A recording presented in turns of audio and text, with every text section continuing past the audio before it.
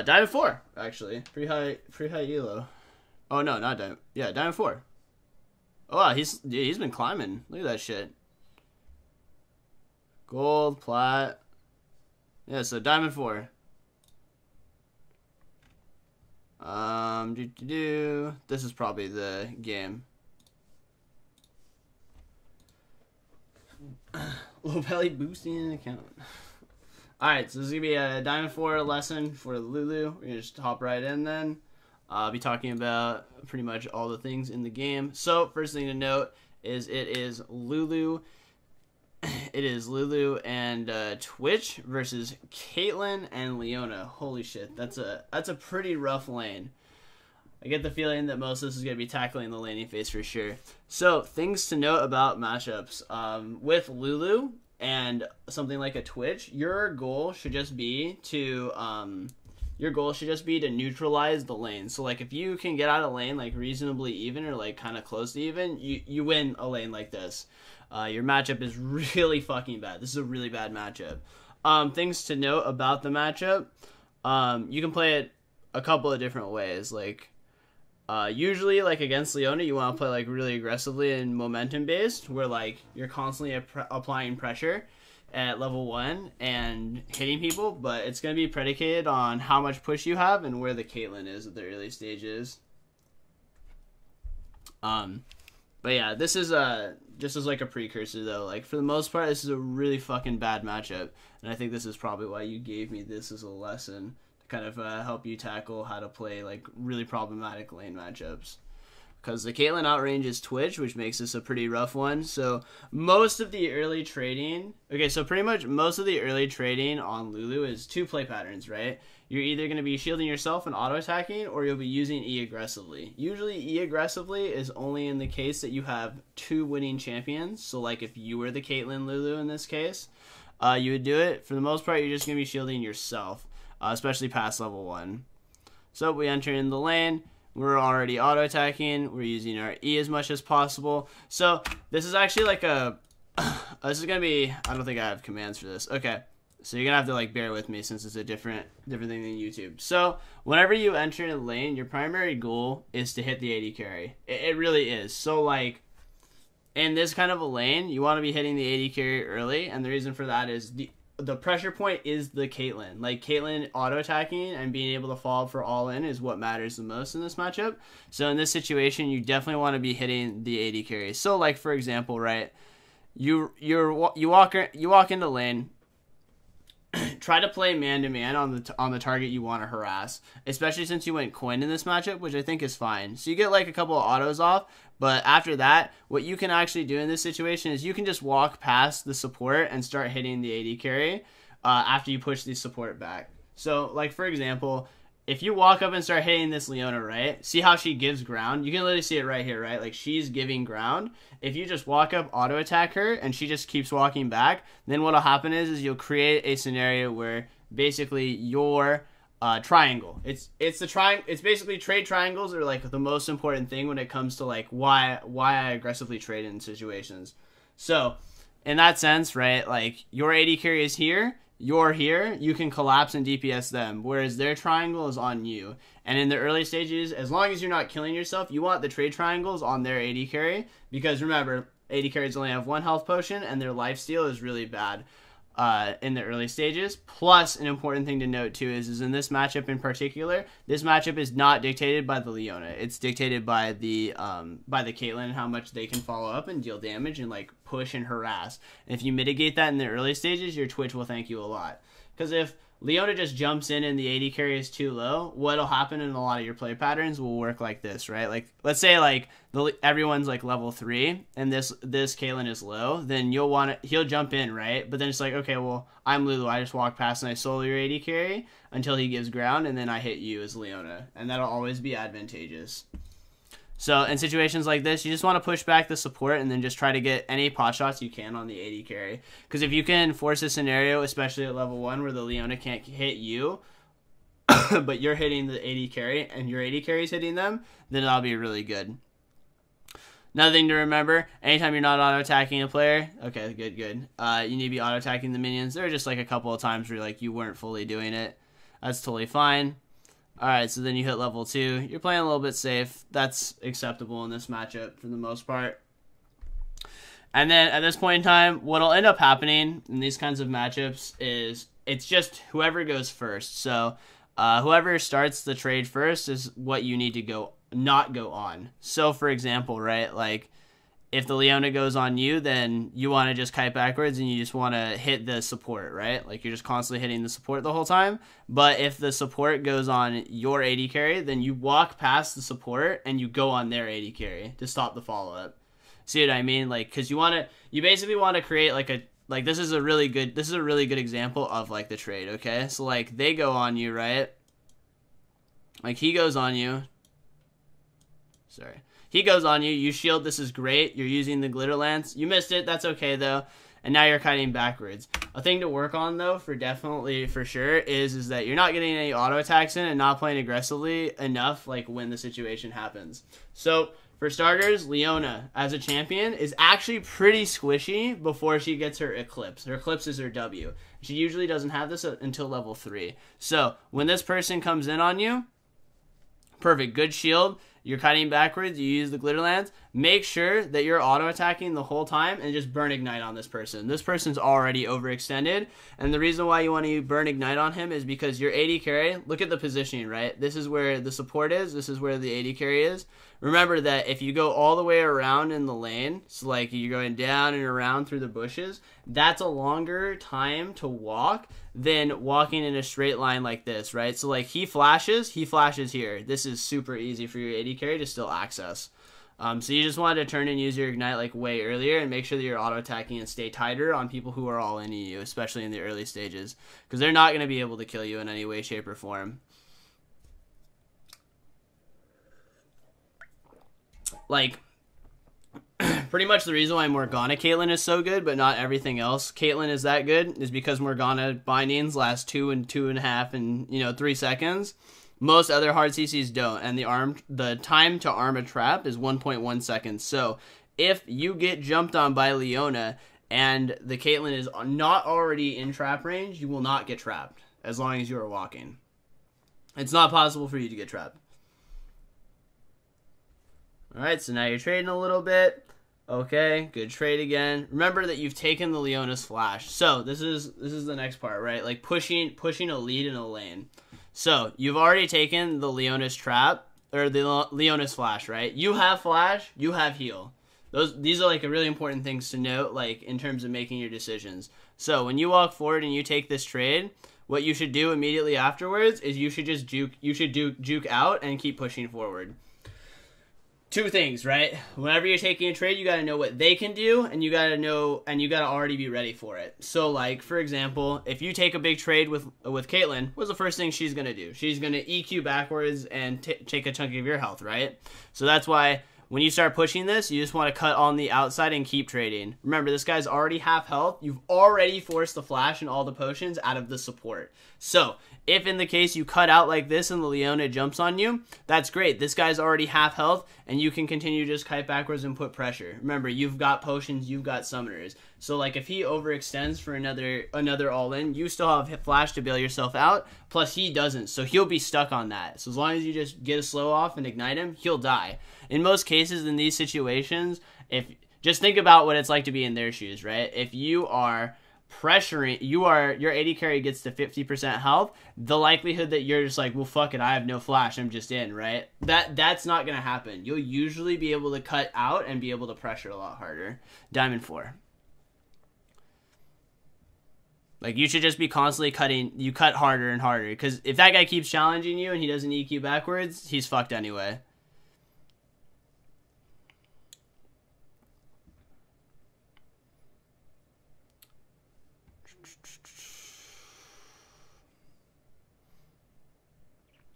Alright, and now you're at like a really huge HP lead, so that's super good for you.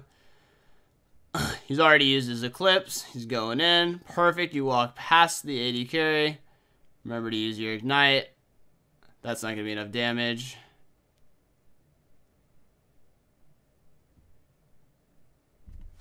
Alright, so let's tackle this, right? Let's unbox it. So he uses Eclipse. And you go in on the AD carry. This is perfect. Just you gotta use your Ignites way earlier. So that's another thing. I've definitely noticed, like, instantly with the Leona situation and now this situation, you need to be using your Ignites way earlier. So, for example, right, they go on your AD carry. You shield him, right? Just walk. Just literally walk on top of him, so that you can continue to pressure. Because remember, you want to make people commit to trying to kill your AD carry, otherwise they give up. So if you cut out all the way and you're just constantly walking on him and auto-attacking the whole time, he has to make a choice between all-inning or giving up. The second he gives up, if you can't kill him, then you just turn and kill the Leona, because the Leona has no flash, right? And because you have full HP and the engage has already been used, you're always in a good shape in this regard. So you walk forward, right? You hit the glitter lance? No, stop that. You need to be walking forward the whole time and then use your Ignite on him immediately. You need to be using your Ignite a lot earlier and make sure that you're stepping forward. Because otherwise you basically create a scenario where you have to walk forward, right? Because like then you have to flash. This is no good. So the shield is fine. The glitter lance is great. Just keep walking forward this whole time. That way you can be on top of him and make sure you're using your Ignite. Because if you walk forward that whole time and he flashes away, you just flash after him and he's dead. Plus you'll also catch his heal every time. And then after that, like you can actually just solo the Leona afterwards.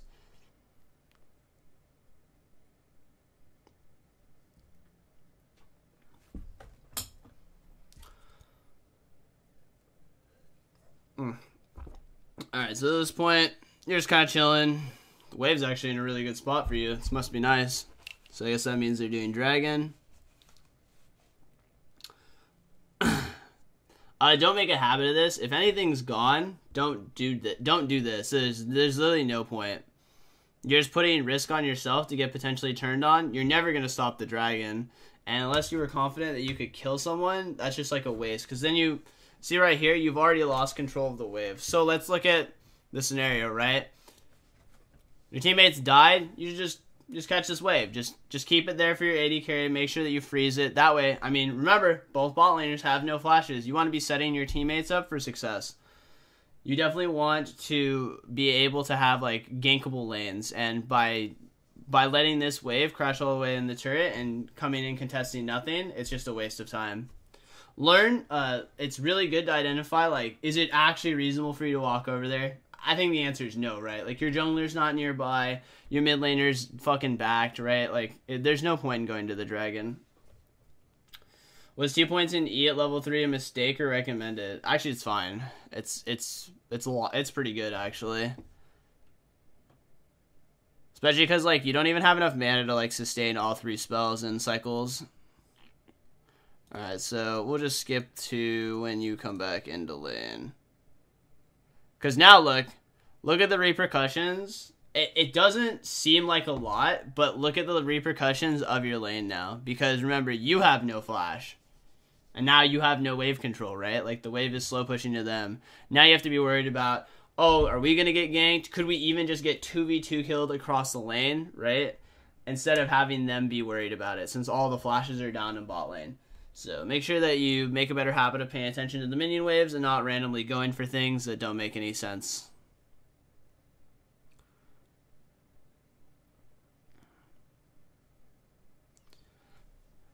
Alrighty. You have a video on wave control? No. Well, I had like an old one, but it's way too old. Repercussions, yeah. Epic memes. Sorry, my throat's really dry. It's not like your lane is pretty fucked just because of the wave positioning. Plus, like, you could have been able to, like, potentially convince your jungler to come gank for you, if you had like a good wave spot for that. But if your lane kind of falls apart like this is good. Just, like, stemming the bleeding is really important. Making sure that you just don't die.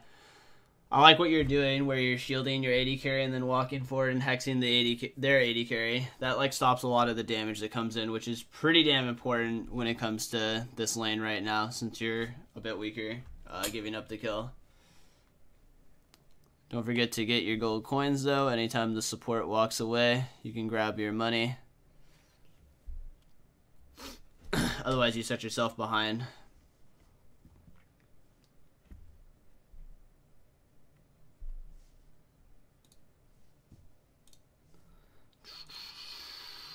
For the most part, this laning phase is just kind of like, yeah, we're chilling, just not suiciding, which is important because most of the game is something like a Lulu Twitch outside of like really, really early laning. If you can't snowball it, is just making sure that you can kind of get to mid game like quite easily.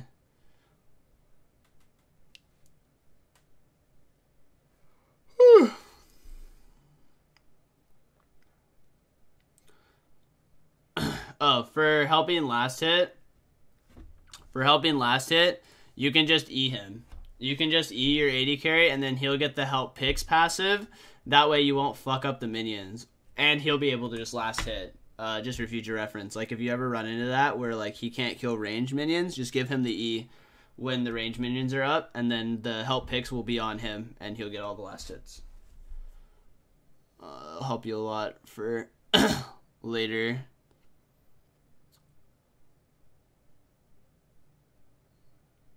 Scenarios. Okay, we're trading. All right, so let's talk about Whimsy. Okay, so Whimsy is a silence that slows people, right? So what you want to do is, in any comboing situation, you want to break up the spells. Okay, so Leona ult goes out. You shouldn't be this far back for starters, but Leona ult goes out, right? What you should be doing is walking forward and just stopping the Leona from doing the second part. Because you can actually, if you don't know, you can actually hex this guy in the middle of the air and stop him from doing follow-up. Like, if you hex him in the middle of the air, he can't stun this guy and he can actually just get out. So, yeah. Try to do that in the near future. If you didn't know that, like, for like comboing spells, you want to be stopping pretty much the guy who's already in.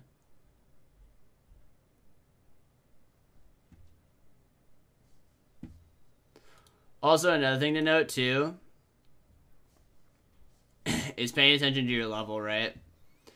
So, like, in this situation, you're killing some minions, you're kind of scooting back. See this right here? It's really subtle, but, like, if you hit that minion, yeah, if you hit that minion, you hit 6... You skill up 6, you turn, you ulti your AD carry, you actually win that. So I know it's like that's a really tight thing to do, obviously. Mostly just looking at that. But in those situations, also, like, you can just pay attention to your level, and if you're really, really close, sometimes it's actually better to ignore a player and literally put damage into minions so that you can ding. That would have been a really good one. Wasn't right sure what the situation is. Better to stop the Caitlyn from autoing, or when it's better to stop Leona from comboing. So in the early stages, it's better to stop the Caitlyn, because the Leona's already jumped on your AD carry, right? But anytime Leona is using her ultimate, then it's broadcasted like what's gonna happen next, right? So you just want to stop like any follow up in that regard.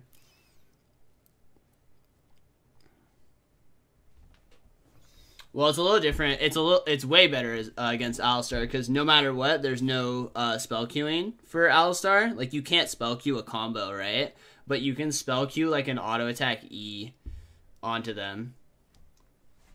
But it wasn't terrible since you were able to get at least a trade kill. But yeah, paying attention to your levels and knowing when like it's important to just like walk past shit and just hit a minion to ding is really important too. Alright, so Warwick is coming in. Unfortunate.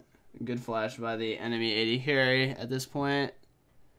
Probably just want to get this into the turret. That way you can get the reset. Yeah, there were definitely like a lot of opportunities for you to push the lane hard at the early stages, just for positioning. It's more about just like committing to an idea, right? Like when you have situations where they're all in your AD carry, like you have to just like be like, fuck it, I'm all in you, and you're gonna have to make a choice between me or you. That way you can deflect like a lot more damage towards your teammates.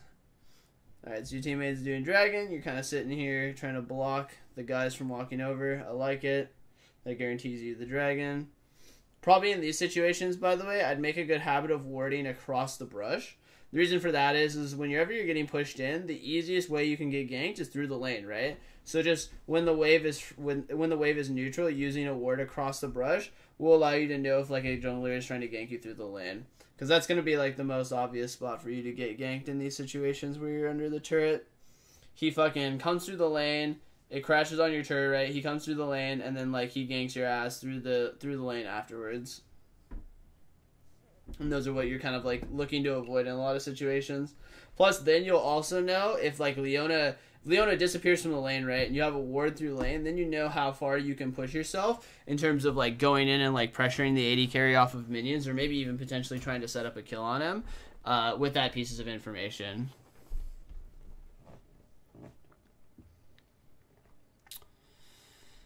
Lane's a little bit rough, but like this is still like more than manageable for you. You've hit level 6, which is like the primary like stop your AD carry from dying situation, and you just kind of just need to keep getting gold right now, accruing gold and making sure that you get to your Ardent is going to be what you want for sure, especially in a situation like this. Also, I do recommend if you're not like completely comfortable with playing aggressively in a lane, one thing you can do too is you can either run exhaust or you can run heal barrier. I don't know how often you can convince your AD carry to go heal barrier. I mean, I just copy and paste it till they fucking do it, right?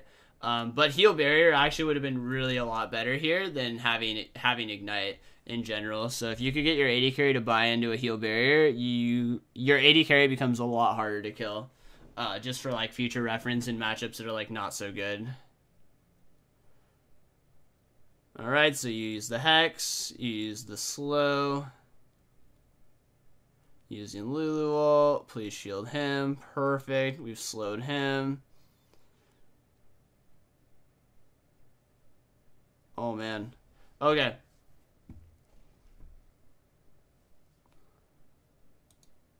So let's unwrap this, okay? Right? So for starters, flashing. The flash is good. Where you flash is not good. So for starters, it's really important when an all-in happens that you're tight with your AD carry, okay? It's the only way you're going to win pretty much any of the fights, and it's why it's really important that your flashes are good.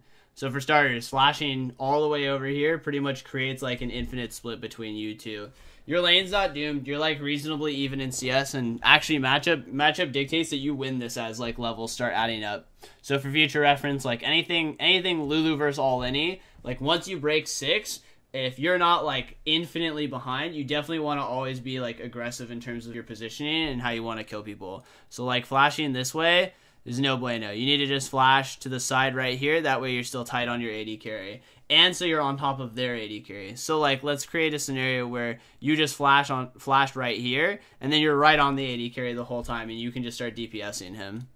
Second off, let's talk about use of spells, right? You shouldn't, if you plan on flashing, then you can't also use shield on yourself, because this is a really big waste, and it actually matters a lot, and especially in tight fights like this that are 2v2. Because like right now, look at this. This is going to be 8 or 9 seconds that you just don't have ultimate. So, next thing, right? You walk over, you hex him. If you're in range to hex this guy, you should be in range to ignite him. So, if you walk up and you hex him, don't do this where, like, you cast your spells at max range. Just, like, keep walking on him and making sure that you're DPSing him the whole time.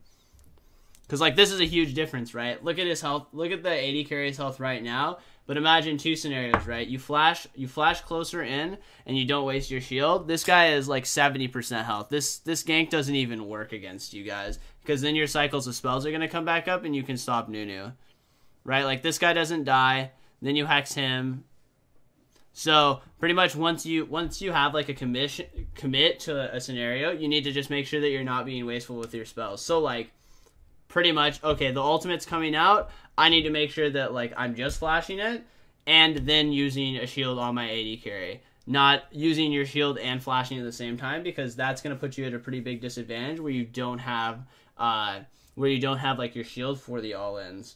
And also you need to make sure that like you're staying on top of people. That's one thing that I've kind of noticed like a lot, like you're having trouble with in this lane in general, is you have the right idea, right? Like you're on the AD carry, but like you're not on top of the AD carry, like shutting him down from doing damage. And that's a pretty important thing, because you need to be on top of him, dealing the damage the whole time, optimizing the amount of damage you deal in and all in, and also making sure that you're in range to just ignite a lot earlier. Because igniting them a lot earlier puts a lot more pressure on them and makes them less likely to all in your AD carry too.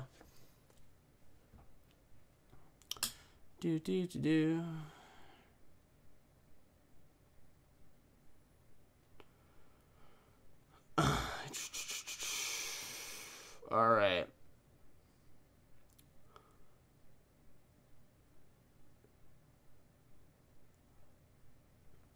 Rest in peace, mid laner.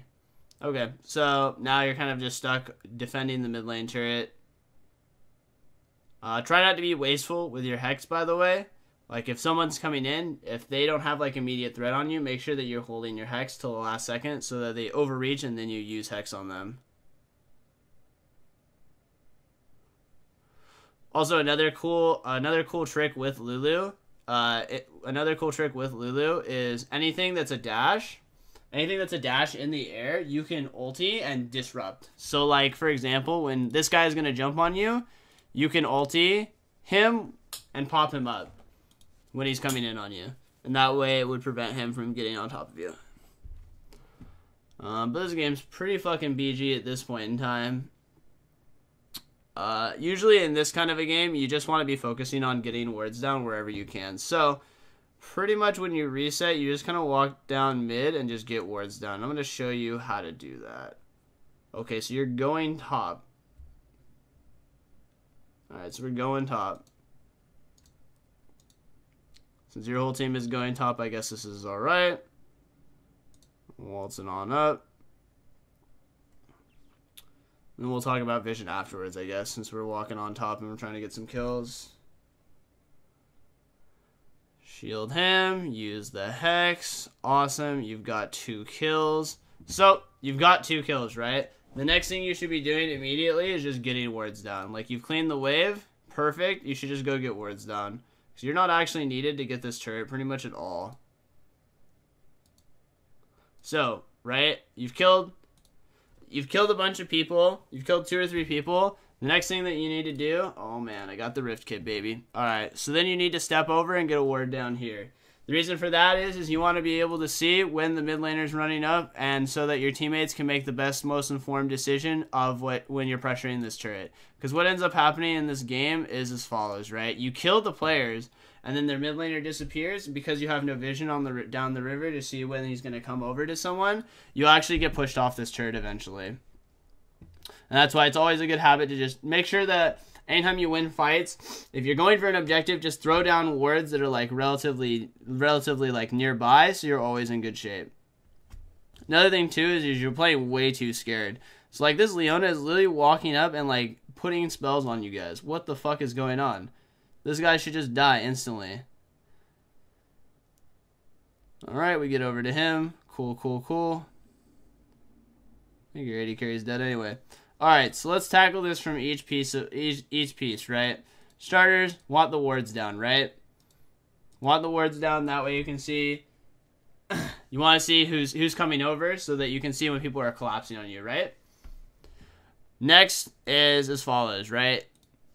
You've killed 2 people, only mid lane can be roaming, and we see 1 person, right? So, if this guy walks up, you just fucking kill this guy. This guy can't do anything. This guy's inting. He's inting. Fucking kill him. Literally spam ping him, start hitting him, do whatever it takes to just kill this idiot. Because there is no way this Leona should be able to push you guys off this turret.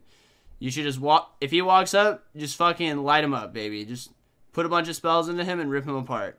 Also, another thing to note, too, is when you run Airy and you have Ardent Sensor, if you have both of these, you can actually use Whimsy on your AD carry, which will then give him Airy, which is technically a shield, which then procs Ardent. So you don't actually have to use your shield cooldown in case you want to save that. Because that guy should just die instantly. Alright, so he comes in, right? Like, you're DPSing everybody. I understand what you're doing. You're using the Lulu ult to try and give him the CC for the ultimate. It's not necessary in this situation since they're all stacked. You need to use your ultimate on your AD carry.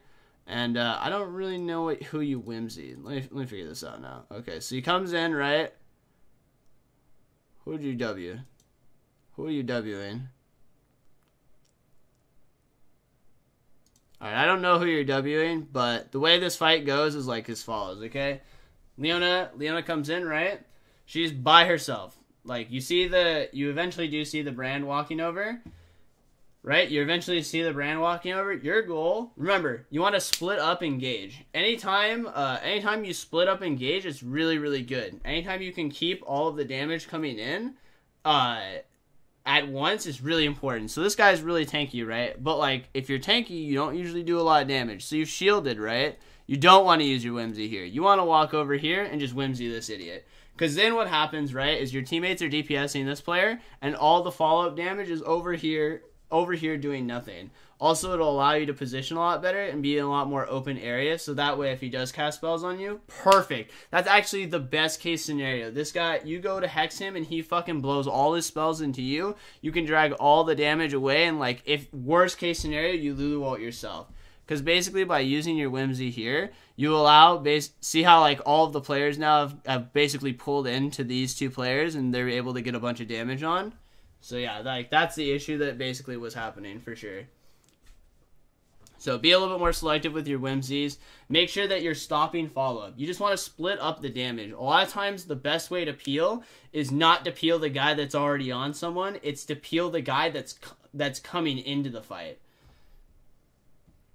Yeah, it seems like you whimsied someone. It was on accident. That's fine, but like the principle is the important part. Where like you shouldn't use whimsy on either of them. You want to be CCing the person that's coming in afterwards. That's why like if you see me and my teammates get engaged on, a lot of times you'll literally see me walk past the tanks that have engaged and I stop all the damage. Because if you stop all the damage, the tank's not going to do a lot of damage for you.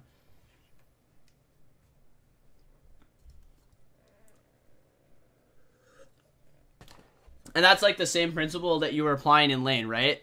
Like, the Leona goes on your AD carry. Well, if I just shield my AD carry and go on their AD carry, then there's no damage, right? That's why you're walking past and hexing it. So you definitely want to be doing that when it comes to your team fighting too. Okay, let's talk about warding, because this is no bueno now. So, when you get to mid-game, basically what you want to be doing every fucking time you reset. This is you, right? You're the support. Go away, you're ugly.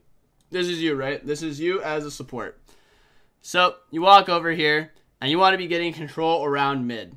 Now, there's basically a couple scenarios that you can have in your game. So, in this game, right, you're not winning. I would definitely describe you as not winning this game at all. So, in that case, what you want to do, just pick a side. So in this game, right, we've got an Air Draco live, and we have no Rift Herald. So, in that case, you're going to want wards on the bottom side. The way you want to set up your wards on the bottom side is as follows. Pink ward over this wall. The reason why you want a pink ward over this wall is so that you can walk down and around and ward over the walls freely, and so that they can't see if you're potentially coming over to contest the dragon. Next, green ward, the line brush. Usually in games that you're losing, especially because you're missing this turret, there's a lot of times where they're just going to fucking push it out and then rotate over. You want to make sure that you have a position where you pink warded over here, right? And you could throw spells and potentially catch people, or just rotate down like this. Next, you want to get a ward right here. That way you can see all of the paths for people that are walking around, and so you can kind of see what's going on. Your third ward, because mid lane is important from both sides, is just a side lane brush here. That way, if you are pushing out all the mid lane wave, you still don't have to worry about this side of the map because you've got a ward here. If in the case that you run into a pink ward in either of these spots, either of these line brushes, the secondary ward spots that you're going to want are here and here, these brushes. That way you can basically see the same locations, but just from a farther distance. The reason why it's a lot better sometimes to just have it in the line brush is because a lot of people have a tendency to sit here. But if you know there's pink wards there, then this is going to be your next best bet in those situations. Because right now, a lot of what I am seeing is you just don't do due diligence on vision. Like, look at your map, right? Like, look at the map. It's so dark right now, and a lot of that is on you because you've had opportunities to push down and get wards down. Like this ward right here, this ward is not going to help you with anything. If they go pull dragon, you're fucked anyway. Right? Like these pieces of vision don't help you in any way, shape, or form of like contesting or setting up picks in any way, shape, or form. And unfortunately nowadays, because literally there's no green smite or anything like that, it's kind of just on you to fuck with it when it comes to like having vision down.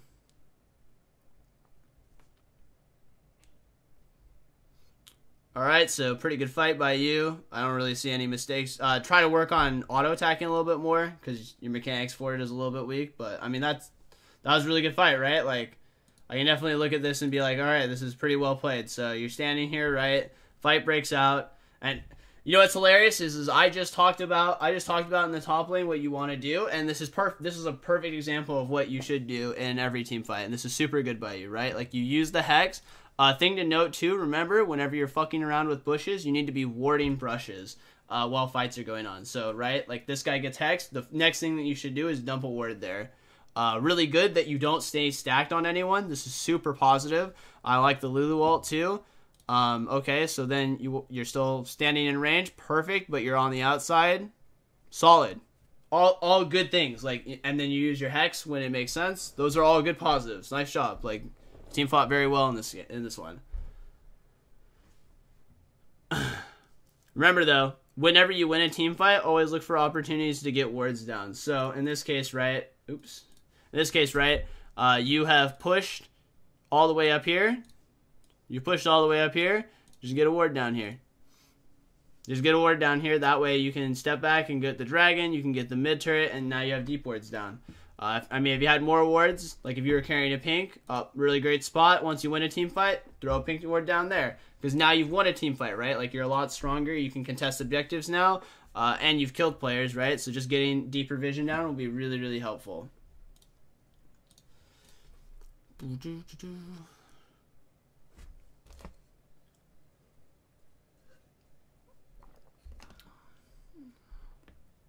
Also, make it a better habit of just like spam pinging objectives. Like most of the time when I win games, it's usually because like after a team fight, I immediately start spam pinging, assist me on like whatever objective is up. But that was good. That like what you did in that one, you just need to apply a little bit more frequently in team fights, and that's good right there, solid.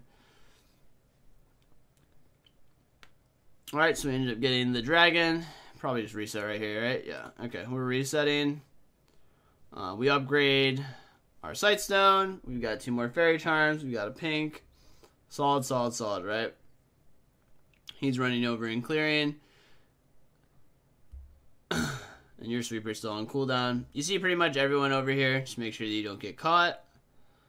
Thing to note too, make better habits of getting wards down in mid. So let's say you're in this scenario, right, where you can't contest any of the vision on Baron, right?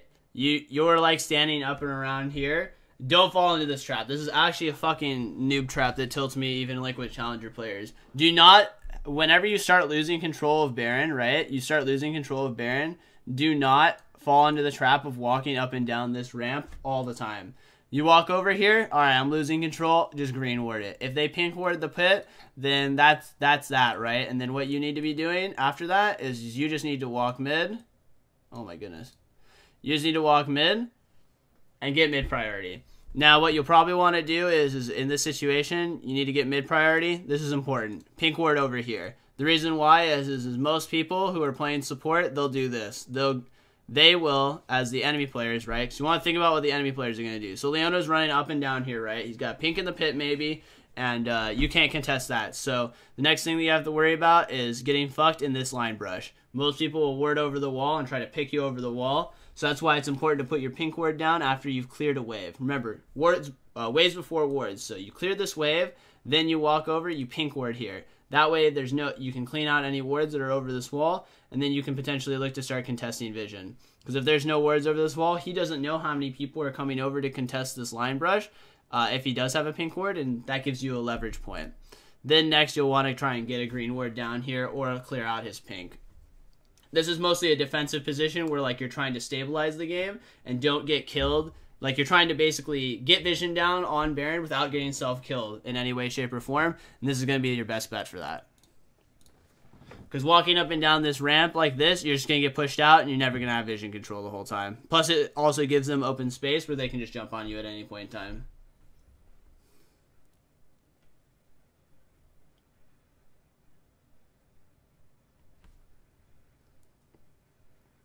Alright, so nothing I said really matters because you just killed all 5 players, and I guess you just win the game.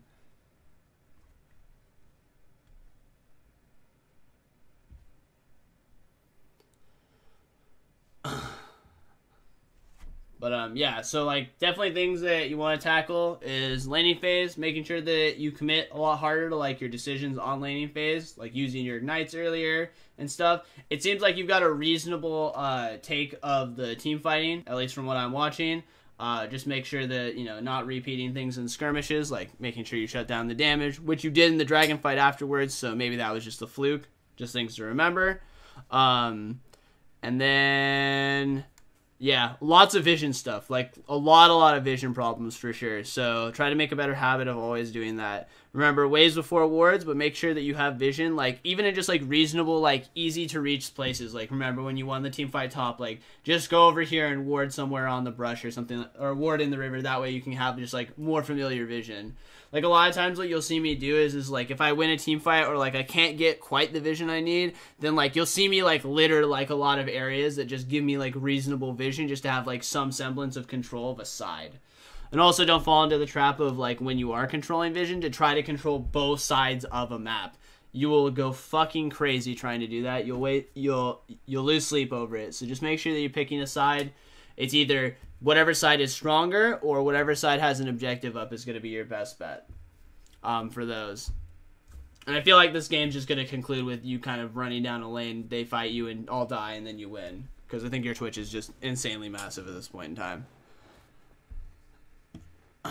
I'm basically just going to kind of cruise through and look for your next team fighting. Oh, actually, really good habit to have.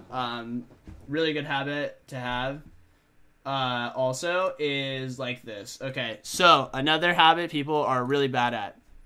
Whenever you get Baron and you start sieging, yeah, this is the kind of lessons I give away. Whenever you get Baron, you start sieging, right? So this is you, right? You're over here, walk over here, get wards down on the sides. The easiest way you can lose a game is actually by sieging and having someone flank you that nobody sees coming. So it's a really good habit to try and get wards on the sides whenever you start sieging, if you have any wards. Because that will prevent you from getting collapsed on. It seems like you have like a ward over here or something like that, but just for future reference, like that's super, super important for you to be doing.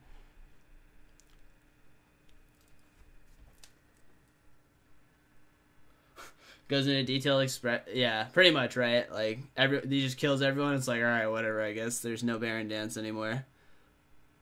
Okay, he engages. You use Lulu ult. Your Twitch is fucking right-clicking 4 people. The whole enemy team does. You know what I mean? Like, I literally knew that was going to be how the game ended, actually, too. Do you have any other questions? Do you have any other questions, Ishan, before we kind of like wrap this one up? Because then I'm going to be doing my giveaway for the lesson too. That Twitch is a little fed. Yeah, I mean, he's super fucking strong now.